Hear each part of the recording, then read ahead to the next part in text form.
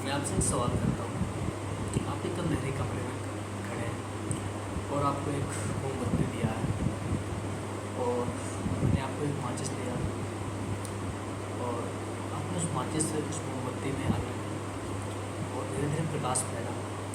उसके बाद फिर आप अच्छे से देख पा रहे हो कि जहाँ पर भी आप खड़े हो जिस अंधेरे कमरे में, वहाँ पर क्या चीज़ें किस तरीके से व्यवस्थित रखी हुई हैं आपके आसपास। और जिस तरीके से मोमबत्ती जलना स्टार्ट हुआ उसकी रोशनी जितना ज़्यादा बढ़ेगी, आप उतनी ही अच्छे से, उतनी ही स्पष्ट तरीके से, आप उतने ही बेटर तरीके से आप उस कमरे में रखी हुई वस्तुओं को देख पाओगे, उतनी ही ज़्यादा शानदार तरीके से। तो हमारी ज़िंदगी में एजुकेशन का महत्व कुछ इसी तरह होता है। एजुकेशन हमारे इस अंधेरे ज़िंदगी में एक मोमबत्ती की तरह होती है। जैसे आप एक अंधेरे ज़िंदगी जी रहे होते हैं, आपको कुछ नहीं पता होता और धीरे धीरे चीज़ें आप स्कूलों से, कॉलेज से, यूनिवर्सिटी से, रिसर्च इंस्टीट्यूट से आप पीएचडी करते हो, तमाम सारे रिसर्च डॉक्यूमेंट से एंड दुनिया से आप धीरे धीरे ज्ञान अर्जित करते हो। आपने अच्छे स्कूल से अपनी एजुकेशन हासिल करी तो आपने कुछ अपनी जो जिस अंधेरे कमरे में आप खड़े हो उसमें थोड़ी सी रोशनी आई उस मोमबत्ती में, एंड फिर आप अपने कॉलेज में गए, वहाँ पर आपने थोड़ी अच्छे कॉलेज में गए तो आपको अच्छी एजुकेशन मिलेगी। उससे जो आपने जो मोमबत्ती पड़ी है उसकी लाइट और बढ़ेगी। फिर आप अच्छी यूनिवर्सिटी में गए, अपने अच्छी जगह से अपनी बीएससी या फिर एमएससी या फिर जो भी आपकी मास्टर्स की डिग्री है आपने रिसर्च करा, आपने जो भी चीज़ें करनी थी फर्स्ट तरीके से करी। जैसे जैसे आप जितना ज़्यादा एजुकेशन लेते जा रहे हो तो होता क्या है कि जो आप जिस कमरे में इस दुनिया के हैं अंधेरी गुफा जैसे, अंधेरे कमरे जैसे हो, तो आप जैसे जैसे एजुकेशन लेते जाते हो जो आपने हाथ में होती तो उसकी रोशनी बढ़ती जाती है और जैसे जैसे रोशनी बढ़ती जाती है आप उस कमरे में रखी हर चीज़ों को बहुत अच्छे से बहुत क्लियरली ऑब्जर्व कर सकते हो। जब आप चीज़ों को ऑब्जर्व कर सकते हो, कैसे ऑब्जर्व करोगे?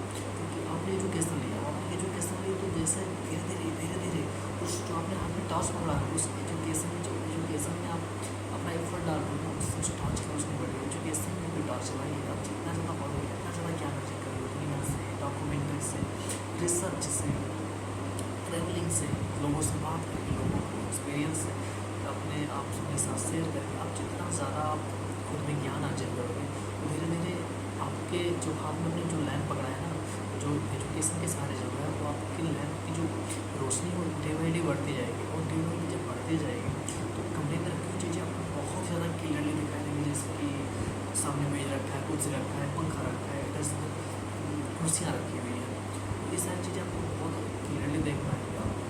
और इसका मैं बहुत परफेक्ट एग्जाम्पल देना चाहूँगा। जैसे कि आज के लगभग 400 या 500 साल पहले लोग पृथ्वी को चपटा मानते थे एंड ऐसा मानते थे कि हम एक लिमिट तक चलते जाएंगे उसके बाद ही पृथ्वी खत्म हो जाएगी और हम नीचे गिर करके अंधेरे में खो जाएंगे।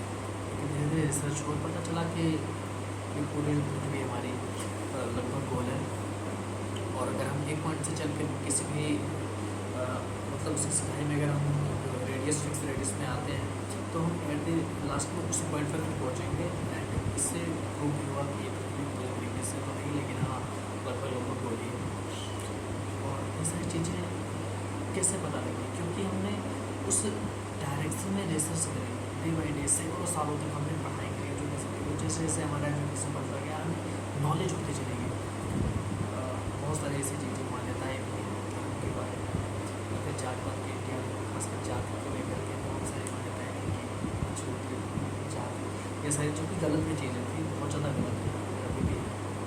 बहुत सारी चीज़ों को कभी समर्थन नहीं करता। ये सारी चीज़ें चलती रही और जब लोगों ने पढ़ा समझा तो उन्हें पता लगा माय गॉड ये तो कोई भी चीज़ें एग्जिस्ट नहीं करती जो छुआछूत है, जो कि जात पात की वस्तु है। लोग जब आप अच्छे खास एजुकेटेड इंसान हैं जो सच्चे में एजुकेटेड है कभी भी ये छुआछूत जात पात है फिर गोरे काले का कभी भेद नहीं करते। ना तो आपकी हाइट को लेकर के बहुत ज़्यादा वो सिर्फ आपको अच्छा नहीं लगते हैं, आप एक बेटर इंसान होते हैं क्योंकि उन्हें पता है ये चमड़ी निकल जाए तो एवरी ह्यूमन लगभग 99% से हो जाएगी। उससे हमारा DNA तो लगभग इक्वल ही होता है। बट अगर हम ऐसा मानें कि कि अगर झगड़े नहीं कर रहे तो अपन सब लोग सेम हो जाएंगे। तो सारी चीज़ें वो लोग पढ़ते हैं, अपना ज्ञान अर्जित करते हैं, बहुत सारे रिसर्च इंस्टीट्यूट, बहुत सारे ऐसे उन्होंने पढ़ाई के दौरान होता है कि ना भाई जब इंसान पढ़ता है तो एक ज़िंदगी में कई सारे लोगों की ज़िंदगियाँ पढ़ता है। जैसे एक व्यक्ति है, उसने किसी व्यक्ति द्वारा लिखी गई किताबें पढ़ी, उस व्यक्ति को लिखी गई किताबें नहीं पढ़ी उसने, उस व्यक्ति ने अपने जीवन में जो एक्सपीरियंसेस किए थे 20 साल 30 साल 40 साल के एक्सपीरियंस को वो इंसान बड़े आराम से ग्रैब कर पा रहा है, होल्ड कर पा रहा है। एक किताब 400 पेज की या फिर 500 पेज की पढ़ करके एक इंसान की ज़िंदगी से जो उसने जो उस व्यक्ति ने विशेष व्यक्ति ने जो अपनी ज़िंदगी भर में सीखी वो चीज़ें को सीख पाता है कुछ महीने में या फिर कुछ दिनों में। तो उससे क्या होता है, एक एजुकेशन जैसे न्यूटन से तो या ग्रेविटेशन सोचने के लिए कोई उम्र लगा देना, लेकिन आज कोई का बच्चा ग्रेविटेशन पढ़ लेता है। तो एजुकेशन इस तरीके से हर मायने में हो रहता है। तो आप जैसे जैसे पढ़ते जाते हो आपको सारी चीज़ें क्लियरली दिखाई देने लगती है।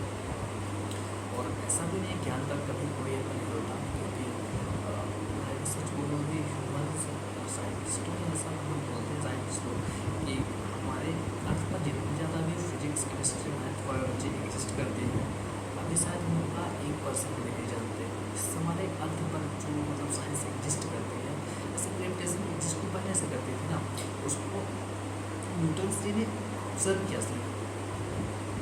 उस ऑब्जर्वेशन के थ्रू उन्होंने अपनी जितनी भी थ्योरी देनी थी, फार्मूले देने थे, वो सारी चीज़ें करी। तो ग्रेविटेशन पहले से था, तो ये बोल रहे हैं कि जो साइंस हमारे आसपास में है उस साइंस का हम सिर्फ 1% ही खोज पाए हैं, बाकी 99% साइंस जो कि हमने ऑब्जर्व नहीं कर पाए हैं, उस पर उन्होंने कोई रिसर्च नहीं करी हुई है। ऐसा हम साइंटिस्टों का कहना है, वो अपने ही बड़ा ज्ञान का होता है, ऐसा नहीं कभी ऐसा एक सारी चीज़ें हैं कि एजुकेशन इंसान को हर चीज़ें क्लियरली देखने में मदद करता है।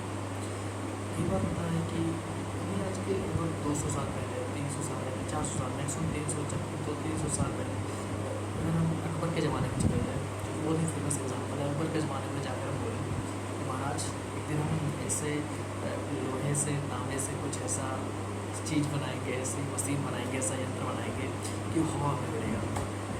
तो अकबर बोलते हैं पागल है।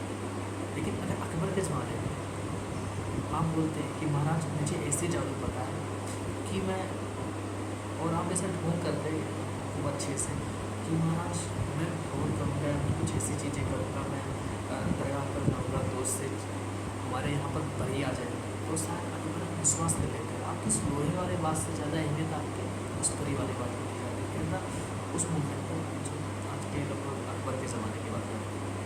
लेकिन आज के ज़माने में क्या, आज के ज़माने में आप बोलोगे कि मुझे आप भाई कुछ ऐसा काम करा दो, उससे कुछ ऐसी क्रिया करा दो, तंत्र मंत्र में ऐसा जानता हूँ, ऐसे मैं जानता हूँ कि मैं परी बुला सकता हूँ, तो आपको क्या बोलोगे, क्यों क्या बोलोगे। और यार बोलोगे सर आप 5,000 रुपये दो, उनकी फ्लाइट की टिकट फिक्स कर दूँगा, तो बोले वहाँ ले लें फिक्स कर फ्लाइट की टिकट। तो ऐसी चीज़ें हैं जो उस ज़माने में परियों की कहानियाँ सच्ची लगती थी। और अगर मैं बोलता कि मैं प्लेन बना दूँगा लोहे से, ऐसा प्लेन दूँगा मुझे भी हवा उड़ेगा, तो लोग नहीं विश्वास करते ना। लेकिन आज वही चीज़ है, तो आज आप बोलते लोगों को हम आसमान में उड़ा सकते हैं, लेकिन परी वाली बात पर आपको कोई यकीन नहीं करेगा। लेकिन उस ज़माने में परी वाली बात पर आपको यकीन कर लोगे, लेकिन लोहे वाली बात पर यकीन नहीं करेगा। तो वो सारी चीज़ें टाइम के साथ वेरी करती रहती हैं। एंड हर बार ज़रूरी नहीं है कि चीज़ें जो हम मानते हैं हमारी धारणा है वो सही है। तो उस ज़माने में अगर आप बोल रहे कि मैं लोहे को आसमान में उड़ा होगा, उसमें लोग बैठ कर जाएंगे, 200 लोग बैठ कर जाएंगे, तो शायद आपको लोग पागल कर देते हैं, पागल कह देते हैं, किसी भी बात पर कोई यकीन नहीं करता। लेकिन वहीं आज के टाइम में लोग ढूंढ रहे हैं, असलियत ढूंढ रहे हैं चीज़ें। तो ये चीज़ें हैं ना, टाइम टू टाइम चीज़ें डिफरेंट करती रहती हैं। एंड इसके बहुत परफेक्ट एग्जाम्पल है गैलीलियो। गैलीलियो क्या था कि मतलब उन्होंने विचारों की बात में सजा होगी, उन्होंने पूरी कोशिश की थी इस चीज़ से बचने के लिए कि टाइम के हिसाब से किस तरीके से हम लोग वो सब चीज़ें करें। गैलीलियो ने मतलब वो बोल दिया था ना, गैलीलियो जी ने बहुत रिस्पेक्ट है, फादर ऑफ फिजिक्स है वो। तो गैलीलियो जी ने बोला था कि जो मून है वो अर्थ के चारों ओर घूमती है, एंड अर्थ सूर्य के चारों ओर घूमता है। एंड इस बात पर बहुत बड़ा बवाल हो गया था, क्योंकि उस ज़माने में जितने भी पादरी थे या फिर गुरु थे चर्च के, उन्होंने बोल रहे थे कि अर्थ जो है अटल है, अपनी जगह पर स्थिर है, एंड सारे ग्रह उसके चारों ओर घूम रहे हैं। उन्हें ऐसा, और गैलीलियो जी ने बोल दिया था कि मतलब इस पर के चारों ओर अर्थ घूम रही है। उससे उन्हें हाउस अरेस्टिंग कर लिया गया था। उनके टिल डेथ तक वो हाउस अरेस्टिंग में ही रहे थे। ऐसी सारी चीज़ें भी हुई। उन्होंने बचने की पूरी कोशिश की थी इस चीज़ से। उन्होंने कई बार अपने रिसर्च को किसी राजसी खानदान को समर्पित कर दिया था। अभी मुझे एग्जैक्टली नाम नहीं पता, लेकिन उन्होंने अपने 3 या 4 प्लूटो खोजे थे। तो उन्होंने सोचा कि ये 3-4 राजाओं को समर्पित करने से अच्छा है कि मैं किसी एक किंग फैमिली को ये सारे नाम सजेस्ट करूँगा, उनको मतलब ये सर्व कर दूँगा कि आपके रिस्पेक्ट में उनका नाम ले दूँगा, तो मुझे ज़्यादा मान्यता मिलेगी। उन्होंने ऐसा किया और उन्होंने मतलब जो सोचा था वो सही लगा। तो वही सारी चीज़ें हैं कि आप जैसे जैसे एजुकेशन लेते जाते हो, आप धीरे धीरे आपके आसपास की चीज़ें दिखाई देती हैं। तो एजुकेशन का यही सब